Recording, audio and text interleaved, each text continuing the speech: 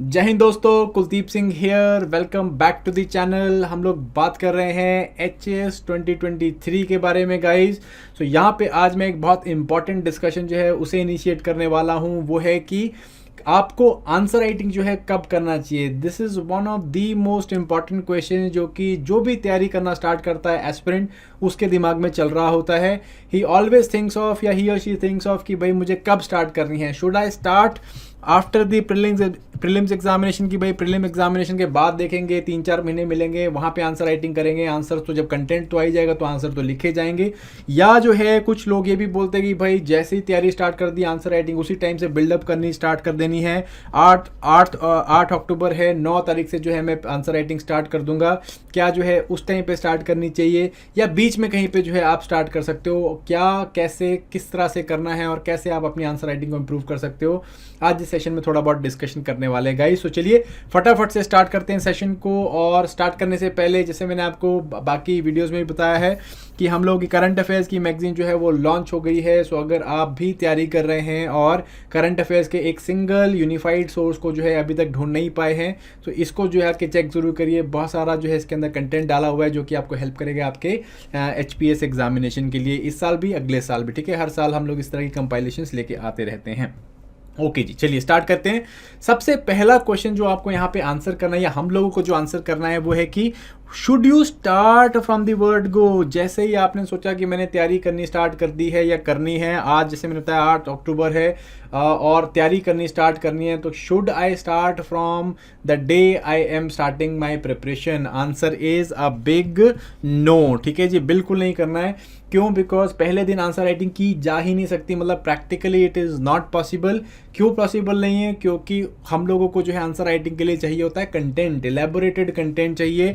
Now this content is not available at the beginning. Starting में जो आपके पास ये कंटेंट नहीं होने वाला है क्योंकि अभी आप अपनी जर्नी स्टार्ट कर रहे हो। आपने करंट अफेयर्स अभी पढ़ना स्टार्ट नहीं किया, अभी भी जस्ट पढ़ना स्टार्ट किया है। आपने एक GS का सब्जेक्ट उठाया है, उसको भी आपने जस्ट पढ़ना स्टार्ट किया है। सो अगेन यहाँ पे कंटेंट का बहुत ज़्यादा डर्थ रहेगा और आप जो है कोई क्वेश्चन को देखोगे उसके लिए जो है आप 3 या 4 लाइन से ज़्यादा कुछ लिख नहीं पाओगे। तो अगेन हम लोग जो है इस टाइम पे अपनी आंसर राइटिंग को स्टार्ट नहीं कर सकते बिकॉज बहुत ज़्यादा डीमोटिवेटिंग हो जाता है। ठीक है जी। सो हम लोग को क्या करना है, एटलीस्ट 1 से 2 महीने का टाइम लेना है। 1 to 2 months time is required minimum. उससे पहले हम लोग जो है अपनी आंसर राइटिंग को स्टार्ट नहीं करने वाले हैं। ठीक है जी। सो ये अपने को याद रखना है। और ये भी नहीं कि भाई हम लोग प्रीलिम्स तक जो है फिर मेरे पास बहुत सारा कंटेंट हो जाएगा, जब तक प्रीलिम्स वाला टाइम आएगा तो उसके बाद करूंगा, तो वो भी नहीं करना है। क्यों? बिकॉज उतने टाइम उतने लेट जो है आपकी आंसर राइटिंग के स्किल डेवलप नहीं होंगे, उनको जो है आप प्रैक्टिस नहीं कर पाओगे, पॉलिश नहीं कर पाओगे। एंड सबसे बड़ी प्रॉब्लम होगी आपको कि आप उस जो कंटेंट आपने पढ़ा है उसको एक स्ट्रक्चर्ड वे में आप उसे लिख नहीं पाओगे, मार्क्स नहीं मिलेंगे। ठीक है। सो हम लोग क्या करेंगे, हम लोग को जो है जनरली अपनी तैयारी के 1-2 महीने बाद जो है अपनी आंसर राइटिंग जो है वो स्टार्ट कर देनी चाहिए और कंटिन्यूसली प्रैक्टिस करनी चाहिए सो दैट हम लोग यहाँ पे अपने स्किल्स को अच्छा कर सकें। नाउ सेकंड क्वेश्चन जो बहुत इंपॉर्टेंट है वो है कि हाउ टू बिगिन, करना कैसे है, स्टार्ट कैसे करना है, क्या चीज़ आपको यहाँ पे करनी होती है। So here how to begin में सबसे पहले जो है हम लोग क्या करेंगे, 2 एस्पेक्ट्स में आंसर राइटिंग करना स्टार्ट करना है। ठीक है, ये आपको 1 से 2 महीने हो गए। अब उसके बाद जो हम लोग आंसर राइटिंग करना स्टार्ट करेंगे तो यहाँ पे आपको क्या करना है, पहली चीज़ वो है आपका करंट अफेयर्स। ठीक है, इस टाइम पे आपको क्या है कि 1-1.5 महीना 2 महीने हो गए, आपने न्यूज़पेपर जो है पढ़ना काफ़ी डिटेल में स्टार्ट कर दिया है। आपको जो है डे टू डे अफेयर्स के बारे में पता चल गया है, न्यूज़पेपर एक रेगुलर हैबिट बन गई है उसकी। जो डेली जो करंट अफेयर्स है उनको आप काफ़ी अच्छे से एनालाइज कर रहे हो, एडिटोरियल्स पढ़ रहे हो। यहाँ से जो है अब आप क्या करोगे, करंट अफेयर्स के जो है 1 क्वेश्चन आप उठा सकते हो या 2 क्वेश्चन आप उठा सकते हो। रोज नहीं उठाने हैं, अगेन मैं इसकी फ्रीक्वेंसी के बारे में भी बात करूंगा, बट करंट अफेयर का क्वेश्चन उठा सकते हो आप और इस करंट अफेयर के क्वेश्चन को जो है लिखने की कोशिश कर सकते हो। ठीक है, कुछ कंटेंट आपको जो है न्यूज़पेपर से मिल जाएगा, बट अगेन कुछ हो सकता है कि आपको क्वेश्चन पेपर से या आपका न्यूज़पेपर से ना मिले, तो उसके लिए जो है हम लोग क्या कर सकते हैं, हम लोग गूगल कर सकते हैं या फिर जो भी आप वेबसाइट्स को फॉलो करना चाहते हो वेबसाइट को फॉलो कर सकते हो। अगेन गूगल पे टाइप करोगे तो बहुत सारा कंटेंट वहाँ से मिल जाएगा आपको। ठीक है जी। तो इस तरह से करंट अफेयर्स के साथ हम लोग स्टार्ट कर सकते हैं। सेकंड चीज़ जो है वो है आपका जो जनरल स्टडीज़ का सब्जेक्ट आप कवर कर रहे हो, 1-2 महीने में आपको सब्जेक्ट का ओरिएंटेशन भी हो जाएगा। लेटेस्ट से हम लोग स्टार्ट कर रहे हैं हिस्ट्री के साथ। सो हिस्ट्री के लिए लेटेस्ट से आप NCERTs पढ़ रहे हैं, 1-1.5 महीने में आपने हिस्ट्री जो है ऑलमोस्ट 60-70% कंप्लीट कर ली है, काफ़ी कुछ आपका हिस्ट्री में हो गया है। यहाँ पे आप क्या करोगे, यहाँ पे you can start with your history mains questions, history के जो है प्रैक्टिस क्वेश्चन स्टार्ट कर सकते हो, और यहाँ पे आपके पास ऑलरेडी कंटेंट काफ़ी ज़्यादा पड़ा होगा। ठीक है जी। यहाँ पे मैं इस चीज़ को नहीं लेके चल रहा हूँ कि भाई आपका आंसर राइटिंग आपको करनी कैसे होती है, मैं जस्ट यहाँ पे आपको ये बताने की कोशिश कर रहा हूँ कि आंसर राइटिंग जो है वो कब स्टार्ट करनी है और कैसे जो है इस पर आप इंप्रूव कर सकते हो। आंसर राइटिंग के ऊपर जो है मैंने बहुत सारी सीरीज सेशंस लिए हुए ऑलरेडी, वो आई बटन में आ रहे होंगे, आप उनको देख सकते हो। उसमें मैंने बताया कि आंसर में जो है इंट्रोडक्शन कैसे लिखना है, बॉडी कैसे लिखनी, कंक्लूजन कैसे लिखना होता है, और क्या क्या चीज़ों का इस्तेमाल करना होता है, वो सारी चीज़ें मैंने बताई होंगी। ठीक है जी। सो यहाँ पे हमने क्या करना है, हमने दो एस्पेक्ट से हम लोग आंसर राइटिंग स्टार्ट कर सकते हैं। एक है करंट अफेयर्स के ऊपर, जो कि आप डेली न्यूज़पेपर पढ़ रहे हो तो बहुत सारी वेबसाइट है जो क्वेश्चन डालती हैं, हम लोग भी डेली क्वेश्चन डालते हैं, तो आप इन क्वेश्चन को अटेम्प्ट कर सकते हो, या आप जो भी जीएस सब्जेक्ट पढ़ रहे हो उससे क्वेश्चन जो है निकाल सकते हो। अब ये क्वेश्चन जो है बेसिकली निकलेंगे कहाँ से, ये क्वेश्चन जो है आपके निकलेंगे, जैसे अगर मैं आपकी हिस्ट्री की बात कर रहा हूँ या करंट अफेयर्स की बारे में बात कर रहा हूँ, जो भी क्वेश्चन आप उठाओ, पहली चीज़ जो भी क्वेश्चन आप यहाँ पे उठाओगे, आपको इंश्योर करना है कि आप बेसिक लेवल के क्वेश्चन से स्टार्ट करो। ठीक है जी। बेसिक लेवल के क्वेश्चन क्या होते हैं, जो इजीली या क्लियरली जो है वहाँ पे स्टेटमेंट को फ्रेम किया गया हो, और ये स्टेटमेंट जो है आपको क्लियरली पूछ रहा हो, डायरेक्शंस दे रहा हो कि आपको क्या करना है। ठीक है, these are called as easy question. ठीक है, या हम लोग इसे टेक्निकली बोलते हैं what, why and how type question. ठीक है जी, कि for instance what is female labour participation ratio, why it is declining in India and how we can improve it, है ना। तो सिंपल डायरेक्ट क्वेश्चन है जिसमें आपको व्हाट, व्हाई, हाउ पूछा हुआ है। आपको जो एडवांस लेवल के क्वेश्चन होते हैं, जैसे जनरली यूपीएससी में पूछे जाते हैं, इस तरह के क्वेश्चन को फिलहाल के लिए अवॉइड करना है। जैसे कि एब्स्ट्रैक्ट जो है स्टेटमेंट दे दी, उसको क्रिटिकली एनालाइज करने को बोल दिया, इस तरह के क्वेश्चंस को अभी आपको अवॉइड करना है, क्योंकि अभी आपकी जो है उस लेवल की प्रैक्टिस नहीं होगी कि उन क्वेश्चंस को आप प्रॉपर्ली कॉम्प्रीहेंड कर पाओ और उसके बाद जो है उनके ऊपर एक डिटेल्ड आंसर लिख पाओ। ठीक है, तो अपने को क्या करना है, सिंपल इस तरह के आंसर के साथ क्वेश्चन के साथ स्टार्ट करना है। व्हाट, व्हाई, हाउ वाले इस तरह के क्वेश्चन आपको काफ़ी अच्छे से हेल्प कर देंगे। ठीक है, ये करंट अफेयर्स में भी इजीली अवेलेबल हो जाएंगे, जैसे मैंने बताया वेबसाइट्स के अंदर मिल जाते हैं, या हम लोग जो है इनको लेते रहते हैं अपने चैनल के अंदर, तो आप उनको देख सकते हो, फॉलो कर सकते हो। जीएस में जो है बहुत इजीली आप इनको फाइंड कर सकते हो, वो है आपकी एनसीईआरटीज के अंदर। ठीक है जी, आप जब भी अपनी एनसीईआरटी का कोई चैप्टर पढ़ रहे हो, लेटर से आप 1857 का रिवोल्ट पढ़ रहे हो, जब वो चैप्टर खत्म होगा तो उसके पीछे एक्सरसाइज दी हैं, उन एक्सरसाइज में बहुत ही सिंपल तरीके से क्वेश्चंस पूछे होते हैं। इन क्वेश्चंस को जो है आप लिख के अपना जो है आंसर राइटिंग को बिल्डअप करना स्टार्ट कर सकते हो। सिंपल क्वेश्चन होते हैं, व्हाट, व्हाई, हाउ टाइप के क्वेश्चंस, यहाँ से स्टार्ट करो, आपको जो है एक रिदम बनाने में इजी होगा। ठीक है जी, सो ये एक पहला हो गया कि किस तरह से, हाउ टू बिगिन वाला पोर्शन। ठीक है जी, then next is how to improve and how to build this skill. कैसे जो है इम्प्रूव करना है, कैसे जो है बिल्ड करना है स्किल। अगेन इसके लिए जो है आपको बेसिक्स, पहली चीज़ है आपको बेसिक्स पता होने चाहिए अपने आंसर राइटिंग के। What are these basics of answer writing? Basics हैं कि आपको इंट्रोडक्शन कैसे लिखना है, how to introduce, how to make body of your answer, how to conclude your answer, body के अंदर आपको किस तरह से प्रायोरिटाइज करने हैं अपने पॉइंट्स को, ये चीज़ों के बारे में ब्रॉडली पता होना चाहिए। अगेन इसका जो लिंक है आई बटन में आ रहा होगा, आप इस सीरीज़ को ज़रूर देखो, इसमें मैंने जो है बेसिक आंसर राइटिंग के ऊपर डिस्कशन की हुई है। ठीक है, सो हाउ टू इम्प्रूव, यहाँ पे इम्प्रूव करने का जो है, अगर आप इवन ये भी नहीं देख रहे हो, आप ये आपने नहीं देखी पर्टिकुलर सीरीज़, आप पीछे जो है सिंपल व्हाट, व्हाई, हाउ वाले क्वेश्चंस ही कर रहे हो, तो इसमें भी आप इम्प्रूव कैसे कर सकते हो। यहाँ पे मेरा हमेशा से मानना है दैट दो चीज़ें यहाँ पे बहुत इंपॉर्टेंट होगी। पहली बात है दैट इज़ कंसिस्टेंसी, आपको जो है कंसिस्टेंटली करना है ये काम। ठीक है, कंसिस्टेंसी का मतलब क्या है, ऐसा नहीं कि जो है आप संडे को 10 क्वेश्चन लेके बैठ गए और 10 क्वेश्चन अटेम्प्ट करने की कोशिश करी, ऐसे नहीं करना है।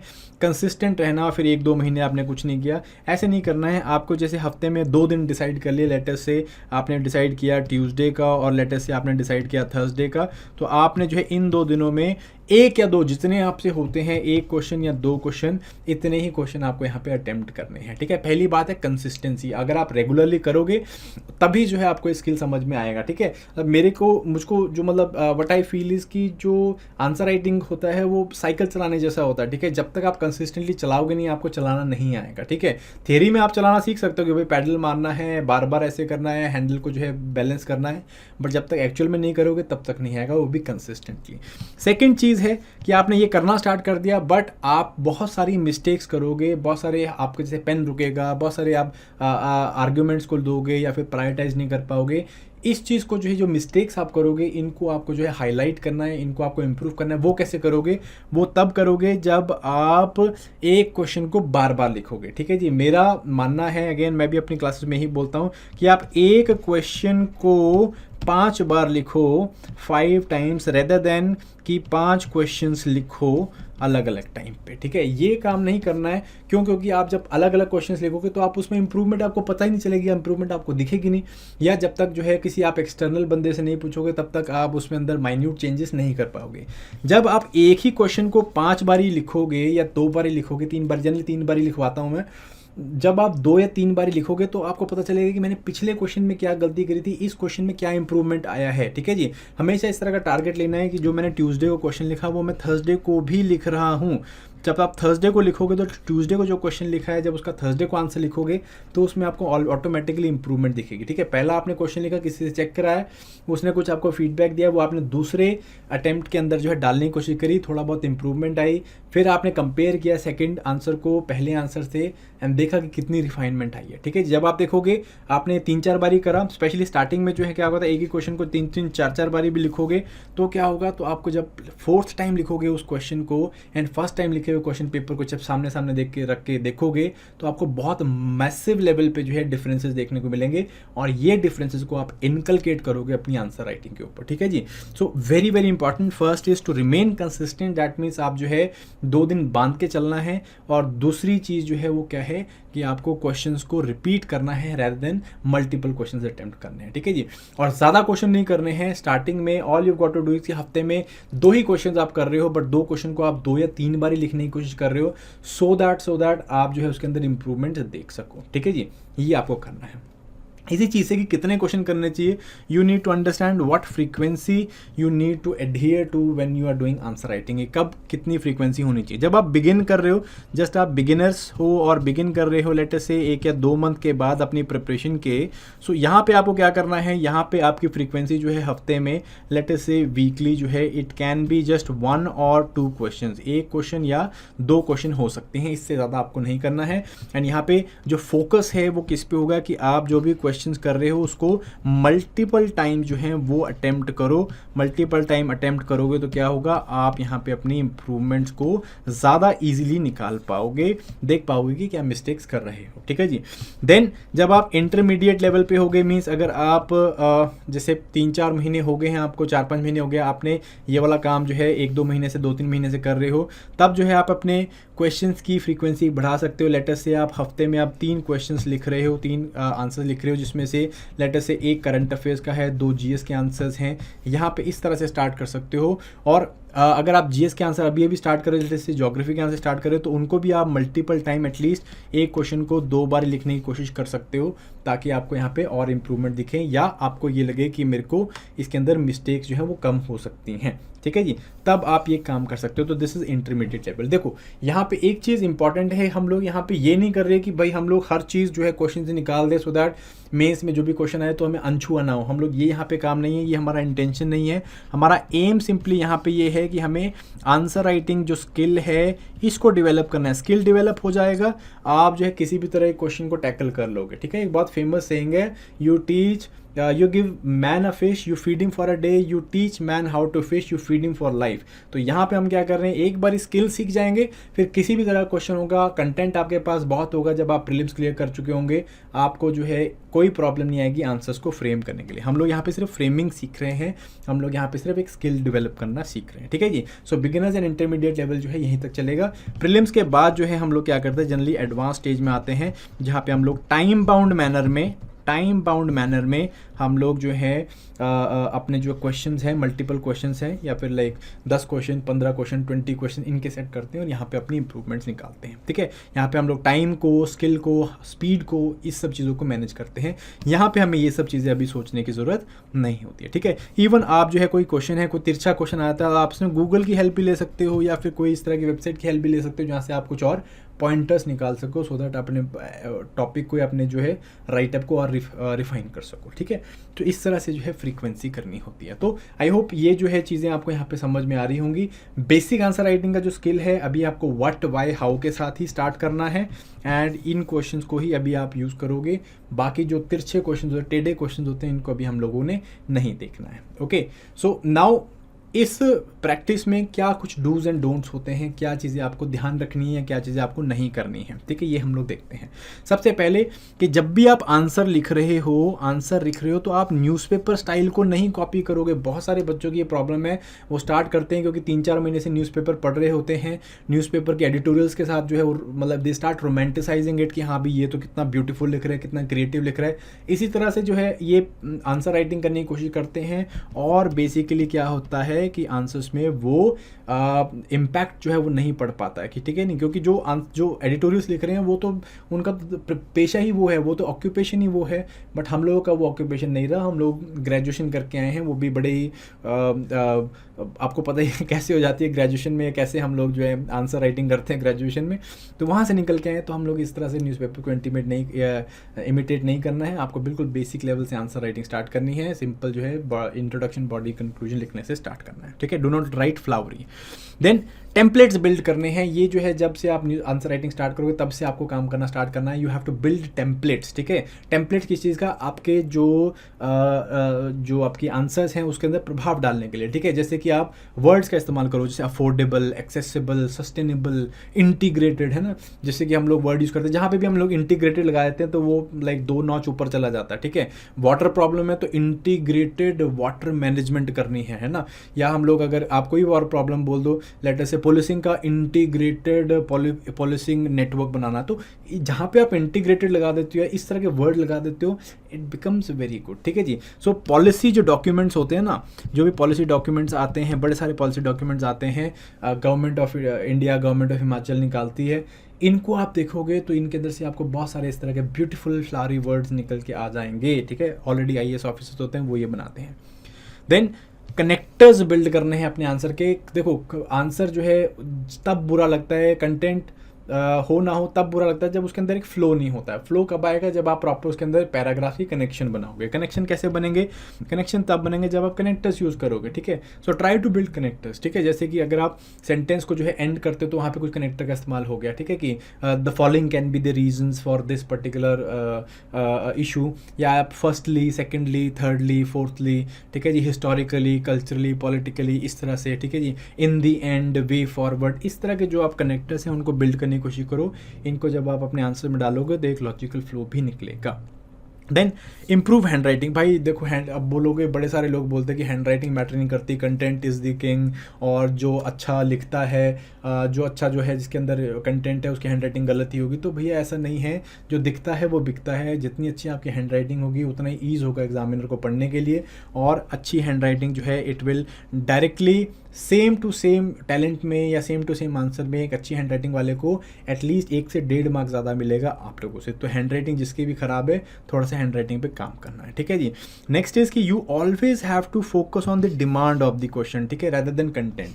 बहुत ही इंपॉर्टेंट पॉइंट है भाई, बहुत ही इंपॉर्टेंट पॉइंट है। आपको क्वेश्चन की डिमांड देखनी है रादर देन कि आपके पास क्या कंटेंट पड़ा है, ठीक है। मान लीजिए आपका जो ऑप्शनल सब्जेक्ट है वो सोशियोलॉजी है और कोई सोशल इशू के ऊपर क्वेश्चन आ जाता है, तो आपको पता है भाई मैंने तो इसमें पूरा ऑप्शनल पढ़ डाला है, मैं लगा के दबा के जो है इसके अंदर क्वेश्चंस पॉइंटर्स डाल रहा हूँ, but demand of the question क्या है उसको देखना है, ठीक है। अगर वो नहीं देखोगे क्या होगा, आपका क्वेश्चन जो है आपका अपना प्लॉट को लॉस्ट कर चुके होंगे, आपको पता नहीं चलेगा कि आपने क्या लिखा है, और एग्जामिनर को भी नहीं पता चलेगा कि आपने क्या लिखा है। वो स्ट्रिक्टली ये देख रहा है कि जो क्वेश्चन की डिमांड थी क्या उसको मीट किया गया है। तो content become secondary, demand of the question जो है वो हमेशा प्राइमरी रहता है जब आप आंसर राइटिंग करते हैं। तो इसको आपको हमेशा याद रखना है। हमेशा जब भी आपको लगे कि भाई मेरे पास कंटेंट बहुत अच्छा है, तो क्वेश्चन को एटलीस्ट 3 या 4 बार ही पढ़ना है, सोचना है उसके बारे में, तब जाके उसके आंसर लिखना है, ठीक है।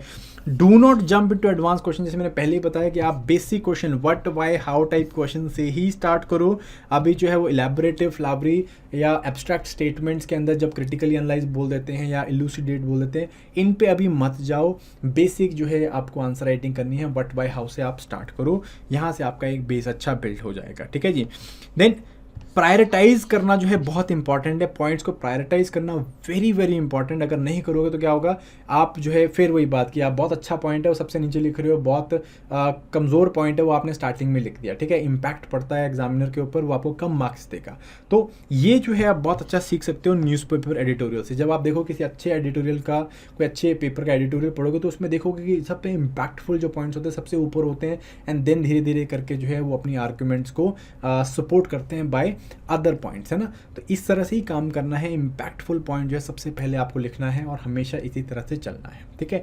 Then last obviously that is कि consistency, second last is consistency जो है वो हमेशा जो है जीतेगी इंटेंसिटी से। तो ऐसा नहीं कि महीने में सिर्फ एक ही दिन लिख रहे हो और उसमें 10-12 क्वेश्चन लिखने की कोशिश कर रहे हो, ऐसा नहीं करना है। हफ्ते में 4 बारी करो या हफ्ते में 6 बारी करो, बट वहाँ पे जो है कंसिस्टेंटली आपको वहाँ पे क्वेश्चंस लिखने हैं। लास्ट थिंग इज क्योंकि यहाँ पे पीयर प्रेशर बहुत रहता है भाई, and I can understand peer pressure यहाँ पे।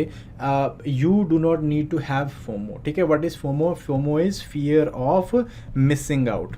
ऐसा ना लगे कि आप, मैं जो है पीछे रह जाऊंगा, मेरे साथ वाले सारे आंसर लिख रहे हैं, मैं नहीं लिख पा रहा हूँ, मेरे से नहीं हो रहा है, डीमोटिवेट हो रहे हैं। नहीं, ऐसा नहीं करना है। यू हैव टू अंडरस्टैंड कि आपकी अपनी एक पेस है और आपको जो है उसी पेस के साथ धीरे धीरे इंप्रूवमेंट करना है। हर कोई एक जैसा स्टार्ट नहीं होता है। कुछ बच्चे जो हैं बहुत अच्छे होते हैं आंसर राइटिंग में, बचपन से डिबेट डेक्लेमेशन कॉन्टेस्ट में जाते होते हैं, ऐसे राइटिंग कॉन्टेस्ट में जाते हैं, तो उनकी हैंड राइटिंग, उनकी आंसर राइटिंग बहुत अच्छी होगी। हम लोगों ने क्या किया, लाइक मैं भी अपनी भी बात कर रहा हूँ, हम लोगों ने क्या किया, हम लोगों ने स्पोर्ट्स खेले, हम लोगों ने लड़ाइयाँ करी, एक दूसरे की जेब फाड़ी हैं। तो बेसिकली इस उसमें जो है our starting point will be lower, है ना। So here what we need to ensure is कि हम लोग जो है दूसरों के साथ अपने आप को कंपेयर ना करें। We need to understand that हम लोगों को स्लोली बिल्ड करना है, तो पेस बिल्ड करनी है with consistency, and that will happen जब आपने एक स्ट्रिक्ट प्लान जो है एडहियर किया हुआ है as far as answer writing is concern, ठीक है जी। सो गाइज आई होप ये डूज एंड डोंट्स आपको लग गए होंगे पता, एंड आंसर राइटिंग के ऊपर आपके क्वेश्चंस भी हुए होंगे, थोड़े से डाउट जो हैं वो भी आपको जो है रिजॉल्व हुए होंगे। सो जाने से पहले मैं आपको ज़रूर रिकमेंड करूँगा कि आप मेरी जो आंसर राइटिंग की सीरीज़ है उसको ज़रूर देखें, ताकि आपको जो बेसिक आंसर राइटिंग के स्किल हैं वो डेवलप हो जाए और इनको जो है देन आप यहाँ पे इम्प्लीमेंट करके अपनी आंसर राइटिंग को स्टार्ट कर सकते हो। प्री से पहले थोड़ा बहुत बिगिनर्स एंड इंटरमीडिएट लेवल पे पहुँचो, फिर प्री के बाद जो है हम लोग मेंस लेवल पे जाएंगे guys. So guys, that was it for this particular session. Thank you very much. I hope you liked it. If you like it, again जो भी सारे prepare कर रहे हैं उनके साथ share ज़रूर करना, and I'll see you in the next video. Bye bye.